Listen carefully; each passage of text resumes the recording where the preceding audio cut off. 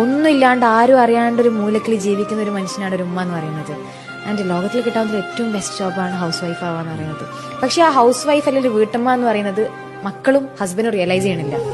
രാവും പകലില്ലാണ്ട് പണിയെടുക്കുക, ഫുഡ് ഉണ്ടാക്കുകയാണ്, പണിയെടുക്കുന്നുണ്ട്, വീട്ടില് ജോലി ചെയ്യുന്നുണ്ട്. ഉമ്മ എന്നുണ്ടാക്കിയ ഫുഡ് എന്ത് ടേസ്റ്റ് ഉണ്ട് എന്ന് പറഞ്ഞാൽ ആ ഉമ്മാന്റെ മുഖത്തുണ്ടാകുന്ന ഒരു പുഞ്ചിരിയുണ്ട്. അത് നമുക്ക് പറയാൻ സമയമുണ്ട്. എപ്പം ആ മരണപ്പെട്ട് അതിന് മുന്നിൽ നിൽക്കുന്ന സമയത്ത് ആ തണുത്ത ഹൃദയത്തോട് അല്ലെങ്കിൽ തണുത്ത ബോഡിയോട് വിളിച്ച് പറയാൻ നമുക്ക് സമയം ഉണ്ടാകും. എന്തുകൊണ്ട് ജീവിക്കുന്ന കാലഘട്ടത്തിൽ പ്രസന്റ് നമുക്ക് പറയാൻ പറ്റണില്ല. Ego will definitely play there. ഞാനിപ്പോ അത് പറഞ്ഞാൽ ഇപ്പൊ എങ്ങനെ ഇതാവുക, ഞാൻ ഉമ്മയെ കെട്ടിപ്പിടിച്ചെന്തുണ്ടാവുക, ഞാൻ ഉമ്മയെ ഉമ്മച്ചാന്നുണ്ടാവും, ഒന്നും ഉണ്ടാകാൻ പോകുന്നില്ല. It's your mother. Give your love. She is craving for that.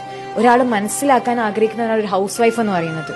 ജോലിയില്ല, രാവും പകലും ഇല്ലാണ്ട് കിച്ചൺ ആണ് ആളുടെ ലോകം എന്ന് പറയുന്നത്.